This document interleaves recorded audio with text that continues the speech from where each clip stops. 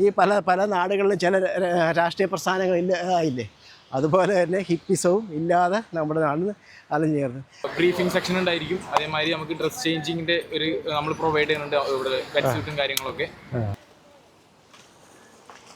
അത് കാര്യം 6 പേര് ഇതിന് വേണ്ടി തന്നെ വലിക്കാനും എല്ലാം.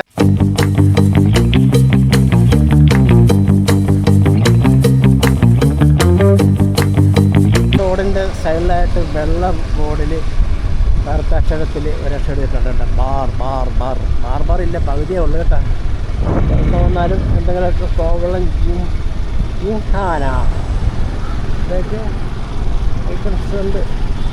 അത്യാവശ്യം വേണ്ട ഐറ്റംസ് ഒക്കെ ഉണ്ട്. ബീച്ചിൽ വന്നു കഴിഞ്ഞാൽ കിട്ടാത്തതായിട്ടൊന്നുമില്ല, എല്ലാ ഐറ്റംസും ഉണ്ട്. കോവളം കണ്ടവർ കൂവളം വേണ്ട, കോവളം കണ്ടവന് ഇവിടെ വേണ്ട.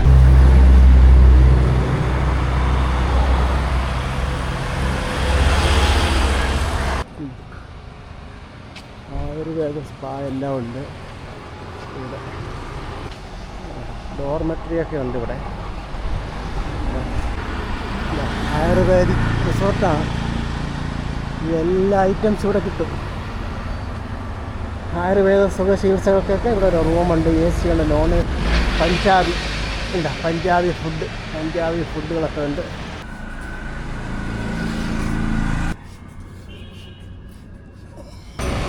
ലീല ഗ്രൂപ്പിൻ്റെ ഗേറ്റും കഴിഞ്ഞ് പോവുകയുണ്ട്.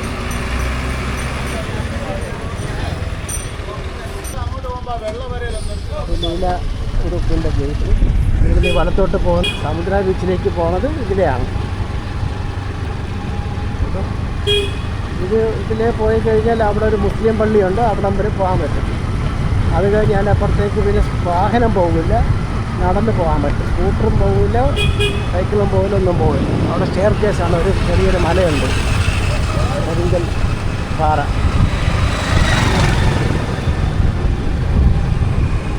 അതും ആടിയാണ്.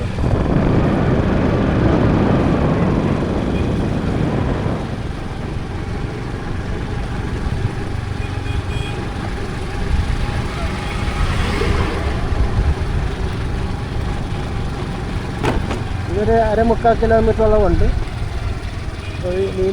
ലീലയുടെ കോട്ടേജാണ് ഈ കാണുന്നത്. ലീല കോട്ടേജാണ് ഈ കാണുന്നത്. അതിൻ്റെ ബാക്ക് സൈഡാണ്.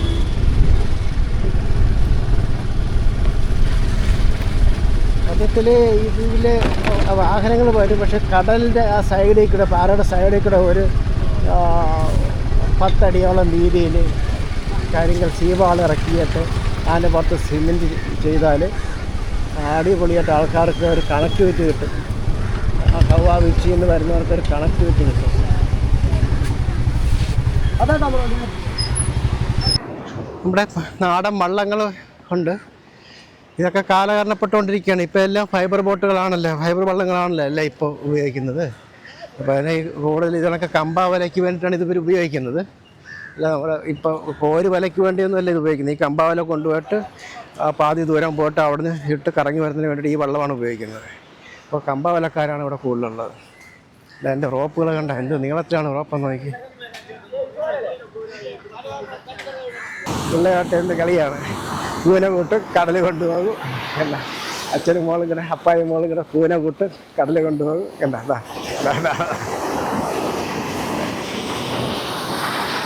കണ്ടാൽ ഇപ്പം കൊണ്ടു പിള്ളയെ കണ്ട, അപ്പ പിള്ളയെ കളിപ്പിക്കുന്നു. കണ്ട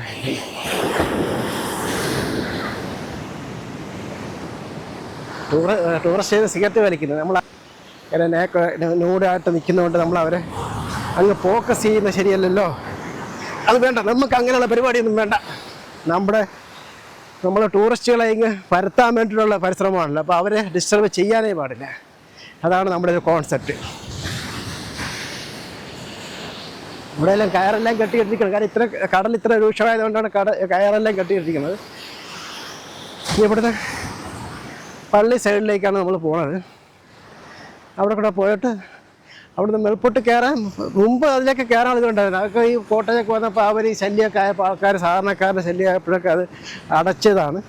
എങ്കിലും നമുക്ക് കുറച്ചുകൂടെ പോകാൻ പറ്റും. ഇതിൻ്റെ അപ്പുറത്ത്, ഈ മലയുടെ അപ്പുറത്താണ് നമ്മൾ ഹവ വെച്ച് വണ്ടിയൊക്കെ വന്ന് നിർത്തി വരുന്ന സ്ഥലം പലർക്കും അറിയാം. എങ്കിലും ഈ സമുദ്ര ബീച്ചിൽ എല്ലാവരും വരാറില്ല. ഇച്ചിരി ഒതുങ്ങി, അതായത് നേരിട്ട് എൻട്രൻസ് ഇല്ലാത്തതുകൊണ്ട്, ഹവ ബീച്ചിൽ ഇങ്ങോട്ടൊരു എൻട്രൻസ് ഇല്ലാത്തതുകൊണ്ട് പലരും അവോയ്ഡ് ചെയ്യാറാണ് പതിവ്. ഇത് വലുതായിട്ടൊന്നും കാണാനൊന്നുമില്ല, അതുകൊണ്ട് തന്നെ പ്രധാന കാരണം. ഇതുമൊക്കെ ഷൂട്ടിങ് നടക്കുന്ന, സിനിമ ഷൂട്ടിങ്ങൊക്കെ നടക്കുന്ന സ്ഥലമാണ്.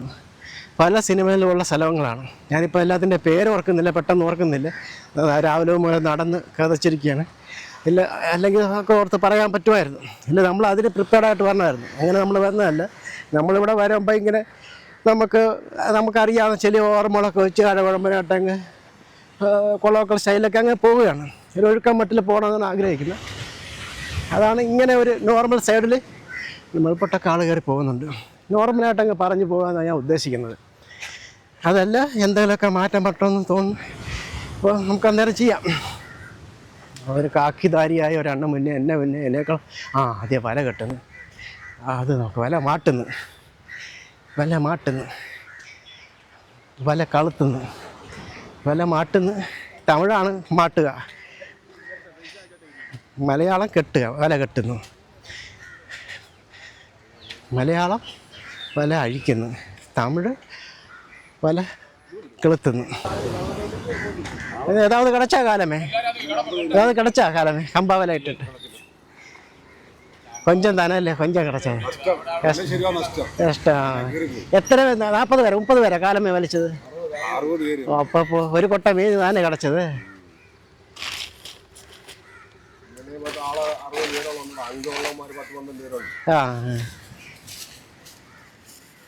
കഷ്ടം തന്നെ. ഒരു വെള്ളം കുടിക്കുക. സോഡ സാധാ സോഡ തന്നെ, കളർ ചേർത്തിട്ടുണ്ടെന്നേ ഉള്ളല്ലേ? അല്ല, നമുക്ക് സാധാ സർബത്ത് അങ്ങനെ വല്ലതും ഉണ്ട്? നമ്മൾ സാധാരണ നാടൻ സർബത്ത് അങ്ങനെ. വെള്ളത്തിൽ മതി, സോഡയൊന്നും വേണ്ട നമുക്ക്. സോഡ ഒന്നാമത്തെ ഗ്യാസാണ്. എൻ്റെ കൂടെ നമ്മൾ സോഡ ഗ്യാസ് കൂടെ കൊണ്ടുചെല്ലേണ്ട കാര്യമില്ല. ഒരുപാട് ഐറ്റംസ് ഉണ്ട്. നാടൻ ചെരുപ്പുകളൊക്കെ ഉണ്ട്, ബോളുണ്ട്. മുസ്ലിം പള്ളിയുടെ അടുത്താണ്. ഇവിടുന്ന് അപ്പുറത്തേക്ക് ഇപ്പോൾ നടന്നു പോകാൻ, ഹവ ബീച്ചിലേക്ക് നടന്നു പോകാനുള്ള ഇതുണ്ടോ? അത് ഏത് വഴിയാണ്? മുകളിലേക്ക് കയറി പോകണം അല്ലേ? അതല്ല, ഞാൻ ഈ കടലിൻ്റെ സൈഡിൽ കൂടെ അങ്ങനെ പോകാൻ വഴിയില്ല. ഇനി കടൽ മണ്ണ് വെച്ച് തുടങ്ങിയ കടൽ വീണ്ടും കയറിക്കാതെ വരുന്ന കണക്കാണല്ലോ തോന്നുന്നത്. ഇനി സീസണാണ്, ഇനി കടൽ ഇറങ്ങുമല്ലേ? തണുത്തൊന്നും വേണ്ട ചേച്ചി, സാധാ മതി, നമുക്കതൊന്നും വേണ്ട. നമ്മൾ സംസാരിച്ചുകൊണ്ടിരിക്കുന്നതുകൊണ്ടേ ഒക്കെ നമുക്ക് ഒരു അടിപൊളി ഗ്ലാസ്സിൽ സർബത്ത് കലക്കി തന്നു. രാവിലെ മുതൽ ഇത്രയും നേരം നടപ്പായിരുന്നു. 6 മണി തൊട്ട് ഇപ്പോൾ 9 മണിയാവുന്നേ. 9 മണി വരെ ഭയങ്കര നടപ്പ്. എന്നാൽ പിന്നെ ഇച്ചിരി വെള്ളം കുടിച്ചിട്ട് തന്നെ ബാക്കി കാര്യം വിചാരിച്ചു. കുഴപ്പമില്ല. നോർമൽ കളറും നോർമൽ പുളിയും നോർമൽ ഇനിപ്പും മധുരവും എല്ലാം ഉണ്ട്. ഒക്കെ മാങ്ങ, ഇത് അച്ചാറാണ്. ഇതെന്താ മാങ്ങ ഉപ്പിലിട്ടതല്ലേ? മാങ്ങ ഉപ്പിലിട്ടത്, നെല്ലിക്ക ഉപ്പിലിട്ടത് എല്ലാം ഉണ്ട്. പൈനാപ്പിളുണ്ട്. എല്ലാം കിട്ടി വെക്കണം. വൈകുന്നേരം ആകുമ്പോൾ ഒരുപാട് ആൾ വരുമെന്നാണൊക്കെ പറയുന്നത്. അപ്പോൾ അതുകൊണ്ട് നെല്ലിക്ക ഉണ്ടതോ, നെല്ലിക്കയൊക്കെ നല്ല അടിപൊളി നെല്ലിക്കയൊക്കെ ഉണ്ട്. അപ്പോൾ നമുക്ക് ഒക്കെ നല്ലൊരു വെള്ളം തന്നു, അതും കുടിച്ചു. ഇനി നമുക്ക് ഒക്കെ പൊട്ടാക്കാം. ശരി. കോവളം മുസ്ലിം ജമാഅത്ത് പള്ളി കടൽ തീരത്തിനോട് ചേർന്നുള്ള പള്ളിയാണ്. അപ്പോൾ അത് നമുക്ക് ഇരിക്കട്ടെ. വരുന്നവർക്ക് ഇവിടെ വന്ന് നിസ്കരിച്ച് പോകാൻ പറ്റുന്നതാണ്. ഇതിനകത്ത് 2-3 കാര്യങ്ങൾ എഴുതി വെച്ചിട്ടുണ്ട്. അതൊന്ന് ആ മര്യാദയൊന്ന് പാലിച്ചാൽ മാത്രം മതി. നമസ്കാരത്തിനല്ലാതെ പള്ളിയിൽ പ്രവേശിക്കരുത്. അതുകൂടാതെ നനഞ്ഞവർക്ക് പ്രവേശനമില്ല. അപ്പോൾ അതൊക്കെ ഒന്ന് നമ്മൾ പാലിച്ച് പോയാൽ മതി.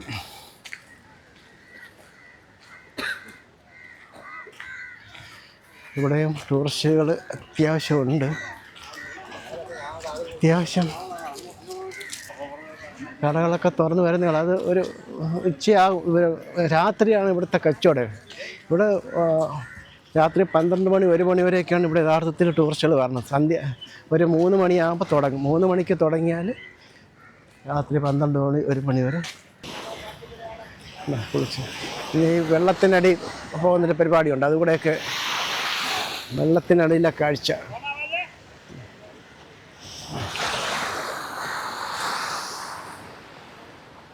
നല്ല മനോഹരമായ കൊടികളാണ് ഇരിക്കുന്നത്. അപ്പോൾ അതൊന്നും നമ്മൾ എടുക്കാതെ എങ്ങനെ ഷൂട്ട് ചെയ്യാതെ എങ്ങനെ പോകുന്നു.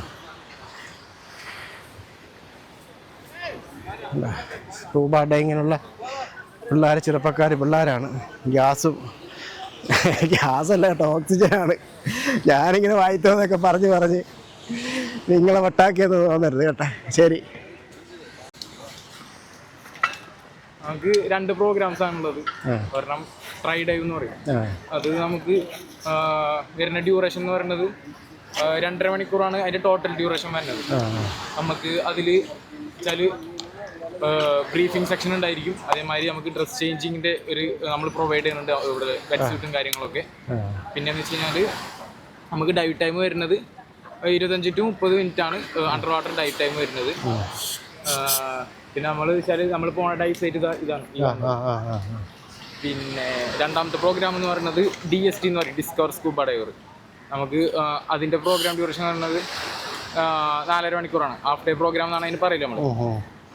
അതിൽ നമുക്കൊരു ബ്രീഫിംഗ് സെക്ഷൻ ഉണ്ടായിരിക്കും, പിന്നെ ഇൻക്ലൂഡിങ് ഡ്രസ്സ്, പിന്നെ നമുക്കൊരു പൂൾ സെക്ഷൻ ഉണ്ടായിരിക്കും. കുറച്ചൊരു 5 സ്കില്ല് നമ്മൾ പഠിപ്പിച്ചു കൊടുക്കും. നമുക്ക് അണ്ടർ വാട്ടറിൽ പോയി കഴിഞ്ഞാൽ ഈ മാസ്കിൽ ഫോഗ് അടിക്കുക അങ്ങനെയുള്ള ഓരോ കാര്യങ്ങൾ ക്ലിയർ ചെയ്യുന്നതിനെ കുറിച്ചുള്ള കുറച്ച് അണ്ടർ വാട്ടർ, അതായത് പൂൾ സെക്ഷൻ എന്ന് പറയുന്നത് അതുണ്ട്. പിന്നെ അത് കഴിഞ്ഞിട്ടാണ് നമ്മൾ ബീച്ചിലോട്ട് വരുന്നത്. അത് കഴിഞ്ഞിട്ട് നമ്മൾ പ്രോപ്പർ ഒരു 30 to 45 മിനിറ്റ് പ്രോപ്പർ ഡൈവ് ആയിരിക്കും കൊടുക്കുന്നത്. ഇത് ടോട്ടലിനാണ് 5000 രൂപ? അല്ല, ഈ ട്രൈ ഡൈവ് എന്ന് പറഞ്ഞ പാക്കേജിനാണ് 5000 രൂപ വരുന്നത്. പെർ പേഴ്സൺ ആണ് 5000 രൂപ. മറ്റേതിന് മറ്റേതിന് എത്ര വന്നിന് DSTക്ക് ഇപ്പം 6000. ശരി, ഓക്കെ. നമുക്ക് എല്ലാത്തിനും വീഡിയോയും ഫോട്ടോയും ഇൻക്ലൂഡഡ് ആണ്. ഗോപ്രോയിൽ എടുത്ത് കൊടുക്കും അല്ലേ? ശരി. ഡൈവിങ്ങിനുള്ള ഐറ്റംസ് ഒക്കെയാണ് ഇരിക്കുന്നത്. എല്ലാവരും സ്കൂബ ഡൈവിങ് പോവുകയാണ്. അണ്ണം പറഞ്ഞതെല്ലാം കേട്ടല്ല, റേറ്റൊക്കെ പറഞ്ഞ് കേട്ടില്ല. 5000-6000 രൂപയാണ് അതിൻ്റെ ഇത്. അപ്പം നമ്മുടെ ഈ കോവളം ബീച്ച് 1930 വരെ, 1930 മുതൽ ഫേമസ് ആണെങ്കിലും ഇത് അന്താരാഷ്ട്ര നിലയിലേക്ക് ഇത് ഫേമസ് ആകുമെന്ന് വെച്ച് കഴിഞ്ഞാൽ ഹിപ്പികൾ ഇവിടെ വന്നപ്പോഴാണ്. അത് 1970-കളിലാണ് ഹിപ്പികൾ ഇവിടെ വരുന്നത്. ആ ഹിപ്പികളുടെ ആവിർഭാവം എന്ന് പറയുന്നത് 1960-കളിലാണ് യഥാർത്ഥ ആവിർഭാവം എന്ന് പറയുന്നത്. അത് ഈ ആധുനിക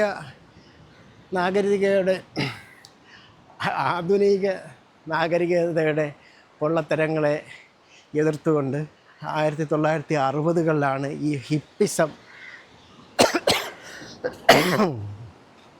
കൊണ്ടുപോയി.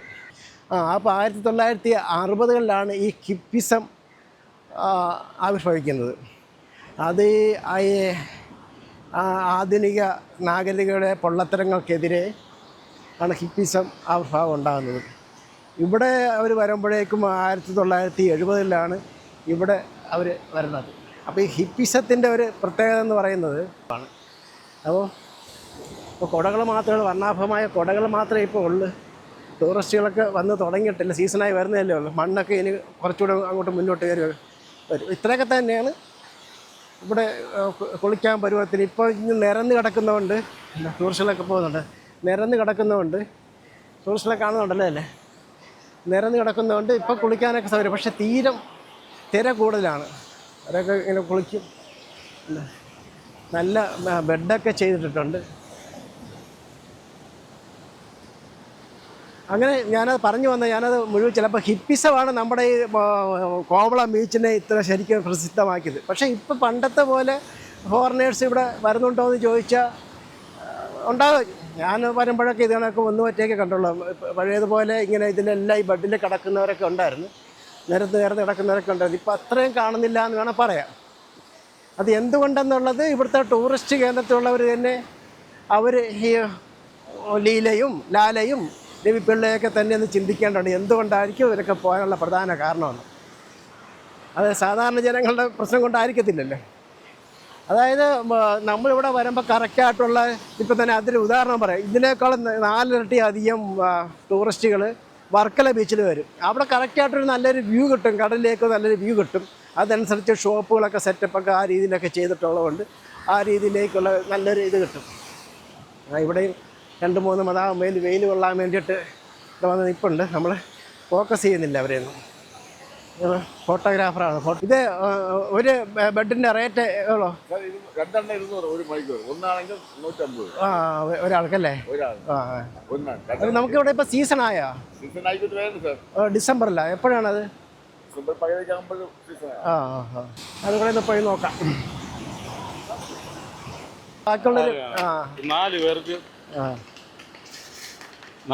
20 മിനിറ്റ് 2000 രൂപയാണ്. ഇത് കോളം വരെ പോവുക? അല്ല, ഇത് ഇങ്ങോട്ട് വിഴിഞ്ഞം harbour, Adani port, fishing market, church, temple, mosque. 4 പേർക്ക്. 4 പേർക്ക്. അപ്പോൾ ഒരാളായിട്ടാകുമ്പോൾ അത് അഡ്ജസ്റ്റ് ചെയ്ത് വിടും. ഒരു ലാസ്റ്റ് 1200 1200 ഒരാളായിട്ട് പോയി. ഒരാളായിട്ട്. അപ്പോൾ 4 പേരായിട്ട് വന്നാൽ ബെറ്ററാണ്. ഫാമിലിയൊക്കെ വരുമ്പോൾ ബെറ്ററാണ്, ലാഭമാണ്. എന്നാലും ചെറിയ കൺസിഡറേഷൻ. ഇപ്പോൾ സീസണായി വരുമ്പോൾ ചില റേറ്റ് കൂടും. അങ്ങനെയാണ്. ഇല്ല, 2000 ആണ്. 2000. ഇവിടെ കമ്പാവലയൊക്കെ കിടപ്പുണ്ട്. കമ്പാവലയല്ല, ഇത് വേറെ വിലയാണ്. കമ്പാവല തന്നെയാണ്, ഇത് കമ്പാവലയാണ്. പുള്ളി പറഞ്ഞത് ഒരാൾക്കാണെങ്കിൽ 1200 രൂപയ്ക്കൊക്കെ ഇവിടെ നിന്നാണ്. യൂട്യൂബർമാർക്ക് അഡ്ജസ്റ്റ്മെൻ്റൊക്കെ ചെയ്യാമെന്നാണ് പറയുന്നത്. അപ്പോൾ ഏതായാലും അപ്പോൾ നമ്മൾ വീഡിയോ എടുക്കുമ്പോഴെല്ലാവരും ലോക ശ്രദ്ധ വരുമല്ലോ. അപ്പോൾ അത് കണക്കാക്കിയുള്ള കൺസിഡറേഷനൊക്കെയാണ് പറയുന്നത്. അപ്പോൾ എന്ത് തന്നെയാണ് നമ്മൾ തൽക്കാലം ബോട്ടിംഗ് ഒന്നും ചെയ്യുന്നില്ല. അടുത്ത സ്റ്റെപ്പ് വരുമ്പോൾ ബോട്ടിങ്ങോ കയാക്കോ ഏതെങ്കിലും സ്കൂബ ഡൈവിങ്ങോ ഏതെങ്കിലും ഒന്ന് നമ്മൾ ചെയ്യും. എല്ലാം കൂടെ ചെയ്തില്ല. അങ്ങനെ നമ്മൾ 2-3 സ്റ്റെപ്പായിട്ടാണ് വരുന്നത്. കാര്യം നമ്മൾ ഈ 3-4 സ്റ്റെപ്പായിട്ട് വരുന്നത് ഇവിടെ തന്നെ അല്ല, കേരളം ഒട്ടാകെ, ഇന്ത്യ ഒട്ടാകെ 3-4 സ്റ്റെപ്പായിട്ട് നമ്മൾ പോകും. അപ്പോൾ ഇതിൻ്റെ ഇടയ്ക്ക് നമുക്ക് കുറച്ച് ടെക്ക് വീഡിയോസ് വരാനുണ്ട്. പിന്നെ പാചകം, ഫുഡ് റിലേറ്റഡ് ആയിട്ടുള്ള കുറച്ച് വീഡിയോസ്, അത് 2-ാമത്തെ 3-ാമത്തെ സ്റ്റെപ്പായിട്ടായിരിക്കും അതൊക്കെ വരുന്നത്. അപ്പോൾ തൽക്കാലം നമ്മൾ എല്ലാ സ്ഥലങ്ങളും ഒന്ന് ടൂറിസവുമായിട്ട് ബന്ധപ്പെട്ട് നമുക്ക് എന്തൊക്കെ കൊണ്ടുവരാം എന്നതിനെക്കുറിച്ചുള്ള ഒരു റിസർച്ച് പോലെയാണ് ഇപ്പോൾ നമ്മളിത് കൈകാര്യം ചെയ്യണത്. അപ്പോൾ ഇത് നമുക്ക് തൽക്കാലം നമുക്ക് ഇതെല്ലാം നമുക്ക് ഇൻട്രൊഡ്യൂസ് ചെയ്ത് പോവുക. എന്തൊക്കെ നമുക്ക് കണ്ടെത്തി എന്തൊക്കെ ചെയ്യാൻ പറ്റുമെന്നാണ് നോക്കുന്നത്. അവിടെ ഇതിപ്പോൾ പണ്ടിവിടെ ഈ പ്ലാറ്റ്ഫോം ഉണ്ടായിരുന്നത് ഈ ഹൗവ ബീച്ചോട്ട് ഇങ്ങനെ സ്ട്രെയിറ്റ് ആയിട്ടായിരുന്നു. അത് മാറ്റിയിട്ട് ഇതുകൊണ്ട് ഇപ്പോൾ ഈ കടൽ തീരം വരുന്ന കണ്ടില്ല, ഇങ്ങനെ റാ പോലെ. അതേപോലെ തന്നെ ആ റാ പോലെ തന്നെ നമ്മൾ പ്ലാറ്റ്ഫോം ചെയ്തിട്ട് കഴിഞ്ഞാൽ ഈ വലിയ കടൽ വന്ന് അടിച്ചാൽ പോകില്ല. അത് മാത്രമല്ല, ഈ ഇതിൻ്റെ ഫ്രണ്ടിൽ കൂടെയും സീവാൾ കെട്ടി ഇട്ട് കഴിഞ്ഞാൽ അവിടെയും ഈ പാറയുടെ ഫ്രണ്ടിൽ കൂടെ സീവാൾ കെട്ടി കഴിഞ്ഞാൽ അതുവഴിയൊക്കെ ആൾക്കാർക്ക് നടന്നു പോകാൻ പറ്റുന്ന വളരെ നല്ല ഇതായിരിക്കും. അങ്ങനെ നമുക്ക് ഈ ആൾക്കാർക്ക് കുറച്ച് അഡ്വഞ്ചറായിട്ടുള്ള കാര്യങ്ങൾ കൂടി ചെയ്യാൻ പറ്റുന്ന രീതിയിലായിരിക്കണം. ഏതായാലും ഇവിടെ ബോട്ട് സർവീസൊക്കെ ഉണ്ട്, അത് അഡ്വഞ്ചർ ടൂറിസം തന്നെയാണ്. അവരിപ്പോൾ 4000-ഉം 1200-ഒക്കെ പറയുന്നുണ്ട്. 4 പേർക്ക് പോകുന്നത് 4000 രൂപ പറയുന്നുണ്ട്. അത് കാര്യം 3-6 പേര് ഇതിന് വേണ്ടി തന്നെ വലിക്കാനും എല്ലാമായിട്ട് ഉണ്ട്. അപ്പോൾ അത് അവരുടെ കഷ്ടപ്പാടാണ്. അപ്പോൾ അത് അത്രയും കഷ്ടപ്പാടോടുകൂടി ചെയ്യുമ്പോഴും ഉണ്ടതോ വെള്ളം വരുമ്പോൾ ഇതെല്ലാം വലിച്ചു കയറ്റും.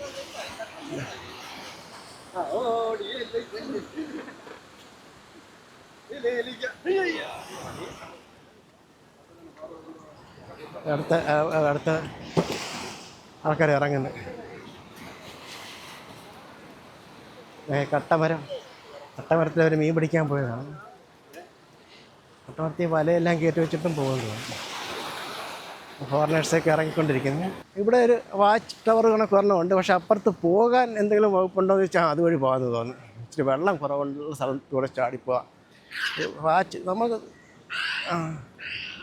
ഇവിടെ ഒരു ചെറിയൊരു വാച്ച് ടവർ. ഇത് ചിലപ്പോഴൊക്കെ നല്ല കടലായി കഴിഞ്ഞാൽ ഇവിടെയൊക്കെ കടലാവും. ഇതിൽ കയറാൻ പറ്റാത്തൊരവസ്ഥ വരും. ഇപ്പോൾ സത്യം പറഞ്ഞു കഴിഞ്ഞാൽ കടൽ മണ്ണ് എടുത്ത് വെച്ചിട്ടുണ്ട്. മണ്ണ് മറ്റേ കടൽ കുറച്ചുകൂടെ കയറുമല്ല, അതില്ല. ഇത് ഇതുവഴി പോവും, ഇതുവഴി ചാടും. അവിടുന്ന് ചാടുക വരെ നമ്മളിവിടെ വെള്ളം ഒഴുകുന്നുണ്ട്. എന്നിട്ട് ഇവിടെ കണ്ട ആ ഷേപ്പിനനുസരിച്ച് പ്ലാറ്റ്ഫോം ചെയ്തിട്ടുണ്ട്. ഇതേ കണക്ക് തന്നെ കടലിൻ്റെ ഷേപ്പ് എങ്ങനെയാണ്, പാറ ഇവിടെ കിടക്കുന്ന ആ പാറയുടെ സൈഡിൽ കൂടെയൊക്കെ പ്ലാറ്റ്ഫോം ചെയ്തുകൊണ്ട് പോയി കഴിഞ്ഞാൽ കുറച്ച് മനോഹരമായിരിക്കും. അല്ലാതെ ഇങ്ങനെ റെയിൽവേ പ്ലാറ്റ്ഫോം പോലെ അടിച്ചിട്ടൊന്നൊരു കാര്യമില്ല. ആൾക്കാരിങ്ങനെ തിരിഞ്ഞ് മറിഞ്ഞ് ഓരോ ആംഗിളിൽ നിന്ന് വീഡിയോയും എടുത്ത് മൊബൈലിൽ ഫോട്ടോയും എടുത്ത് ഇതിനൊക്കെ തന്നെ അഡ്വഞ്ചർ ടൂറിസം എല്ലാം ചെയ്ത് വേണം പോകാൻ. നമുക്ക് ഇതിൻ്റെ ഇടയിൽ കൂടെ ഒരു ഇത് കണ്ടു.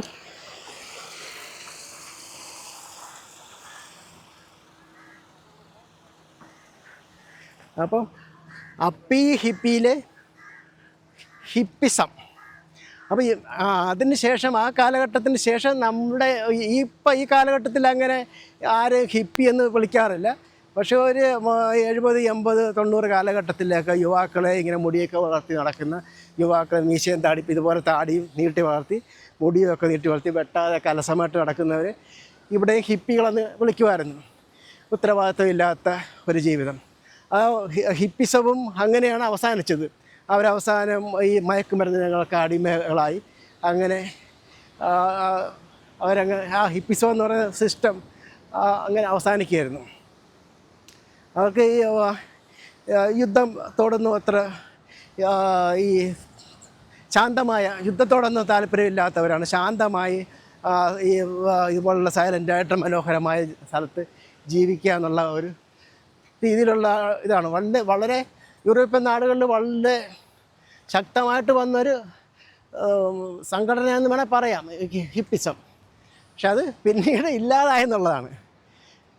ഈ പല നാടുകളിലും ചില രാഷ്ട്രീയ പ്രസ്ഥാനങ്ങളില്ലേ, അതുപോലെ തന്നെ ഹിപ്പിസവും ഇല്ലാതെ നമ്മുടെ നാട്ടിൽ അലഞ്ഞേർന്നു.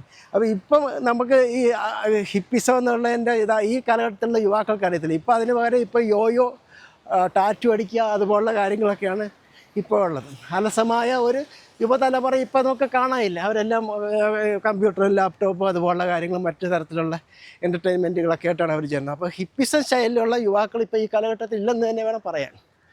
അപ്പോൾ നമ്മൾ ഒരു വാച്ച് ടവർ എന്ന് പറഞ്ഞില്ലേ, നമ്മൾ അവിടെ വന്നിരിക്കുകയാണ്. ഇത് കടലിൻ്റെ നടുക്കായിട്ട് തന്നെയാണിത്. ഇതെപ്പോഴും ഇവിടെ പ്രവേശനം കിട്ടാറില്ല. കാര്യം കടൽ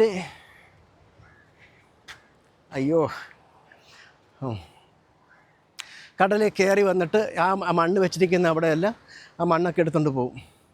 ഇവിടെ നല്ല വ്യൂ. അത് വ്യൂ ടവറായിരുന്നു, പക്ഷേ അതിപ്പോൾ അടച്ചിട്ടിരിക്കുകയാണ് എല്ലാം. ഇവിടെ ആൾക്കാരൊക്കെ ഇവിടെ നിന്ന് ഫോട്ടോ ഒക്കെ കുറച്ച് തിരക്കൊക്കെ ആകുമ്പോൾ നിയന്ത്രണം ഏർപ്പെടുത്തും. എല്ലാവരെയും കൂടെ കയറ്റി കൊടുത്ത് തള്ളി മറിച്ച് താഴെ ഇടും. വലിയ പാറ സ്ഥലമല്ലേ, കള്ളിമുള്ള് കൈതോല പായ വിരിച്ച്. കൈതോല പായ കാണ്ടേ ഇന്നത്തെ തലമുറക്ക് കൈതോല പായ എന്താണെന്ന് അറിയത്തില്ല. അപ്പോൾ നമുക്ക് പായ കാണിക്കാൻ പറ്റില്ലല്ലോ, കൈതോല കാണിച്ചു കൊടുക്കാം. ഇതാണ് കൈതോല. ഇതുകൊണ്ടുള്ള പായലാണ് നമ്മളൊക്കെ കിടന്നുറങ്ങിയത്. ഡൂറോഫ്ലെക്സും എന്തൊക്കെ സുനിദ്ര എന്നൊക്കെ പറഞ്ഞ് ഒരുപാട് കമ്പനികളുടെ മെത്തകൾ ഇപ്പോൾ ഇറങ്ങിയിട്ടുണ്ട്. നമുക്കും മെത്തക്കച്ചവടവും തുണിക്കച്ചവടവും അതൊക്കെ തന്നെയാണ്. അപ്പം ഞാനത് പറഞ്ഞത്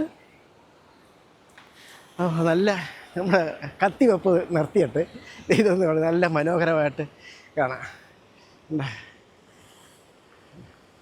അടിപൊളിയാണ്. കോവളം ബീച്ചും ഹോട്ടേജുകളും ഹെറിറ്റേജുകളും ലോഡ്ജുകളും ബിൽഡിങ്ങുകളും ലൈറ്റ് ഹൗസ് കണ്ടോ, ലൈറ്റ് ഹൗസ്. ആ ലൈറ്റ് ഹൗസിൻ്റെ ഒരു കാര്യം നമുക്ക് പറയണം. അത് ലൈറ്റ് ഹൗസിൻ്റെ വല സൈഡിൽ കാണുന്നതാണ് വിഴിഞ്ഞം അദാനി പോർട്ട്, മദർ പോർട്ട്.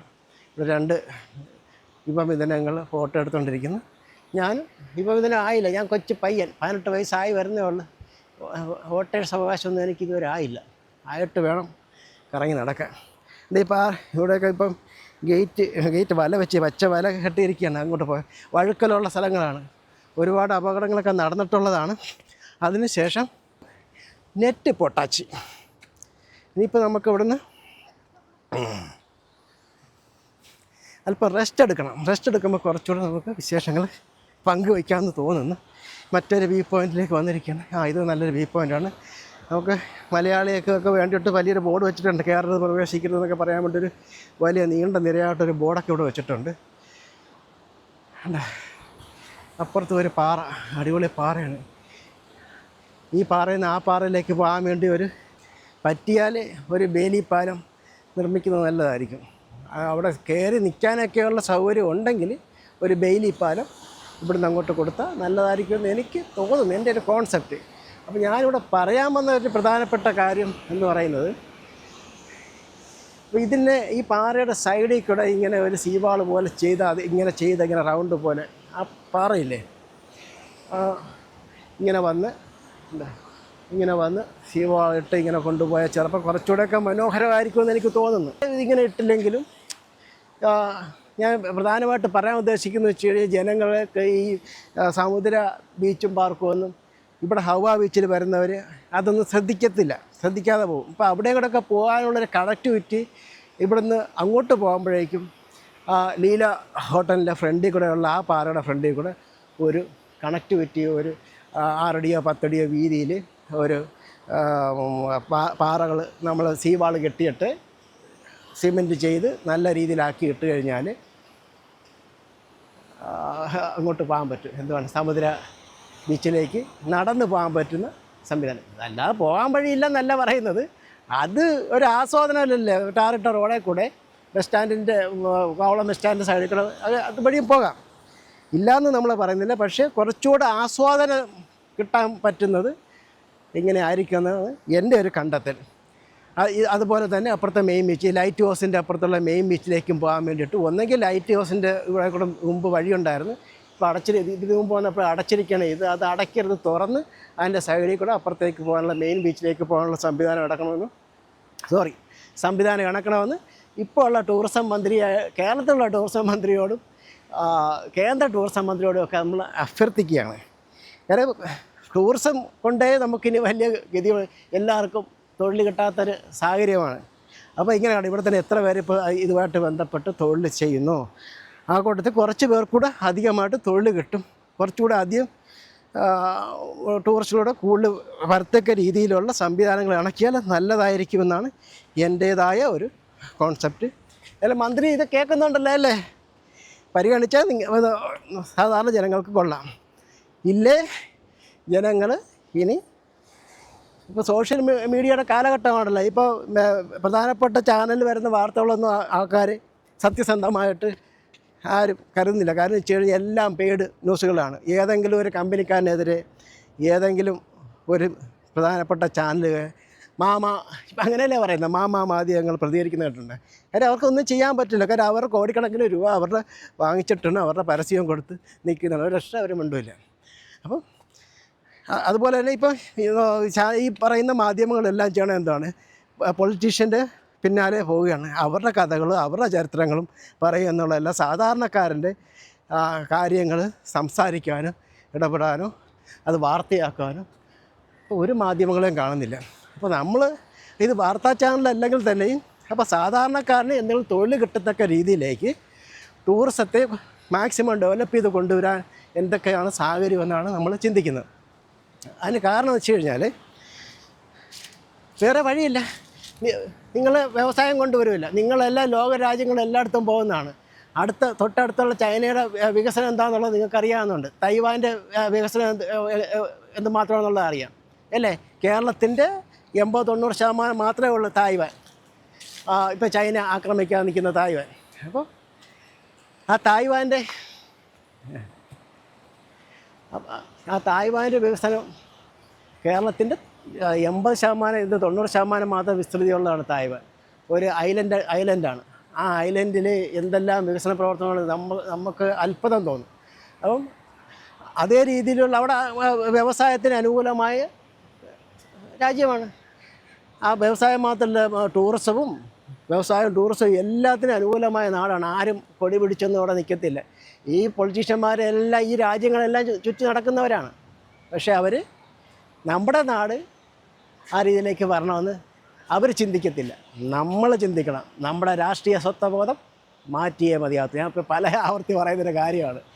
നമ്മളുടെ വിരലിങ്ങനെ നീട്ടി പോയിസണായ മഷി നമ്മുടെ വിരലിങ്ങനെ പുരട്ടുമ്പോൾ ഇങ്ങനെ വിരലെ പുരട്ടുമില്ലേ, അപ്പോൾ നമ്മൾ ഒന്ന് ചിന്തിക്കണം. 5 വർഷം കൂടുമ്പോൾ നമ്മൾ പോയി ഇങ്ങനെ വിരലെ പുരട്ടുമല്ലേ, അടുത്ത പാട്ട് നമ്മുടെ പ്രതീക്ഷക്കൊത്ത് ഇവർ ഉയർന്നില്ലെങ്കിൽ എന്ത് ചെയ്യണമെന്ന് നിങ്ങൾ തീരുമാനിക്കുക.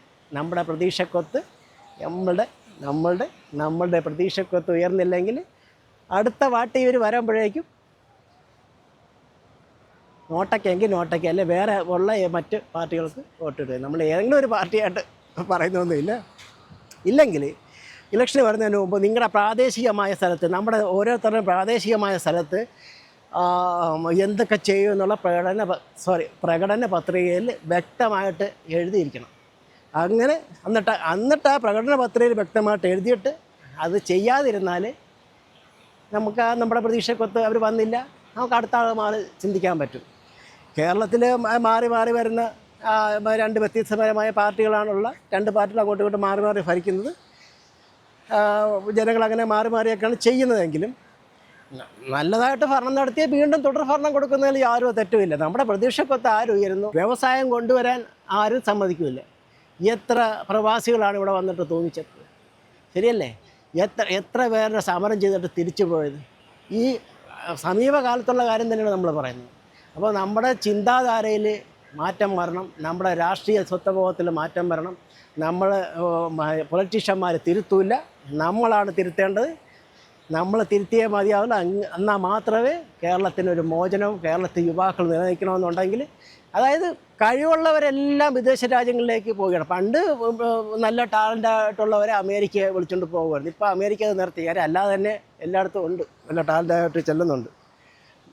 ഇപ്പം ഞാൻ തൽക്കാലം പറഞ്ഞ് നിർത്തുകയാണ്. നമുക്കിത് അങ്ങോട്ടൂടെ പോയിട്ട് വരാം. ടൂറിസ്റ്റുകൾ ഇങ്ങോട്ട് വരുന്നുണ്ട്. ഇങ്ങോട്ട് കയറാനാണോ എന്തോ നമ്മളും അങ്ങോട്ട് മുന്നോട്ട് തന്നെയാണ് പോണത്. അവരിങ്ങോട്ട് കയറാനാണ് എന്താണെന്ന് അറിയത്തില്ല. നമ്മളും അങ്ങോട്ട് തന്നെയാണ് പോണത്. കുറച്ച് ആൾക്കാരെ നമുക്കും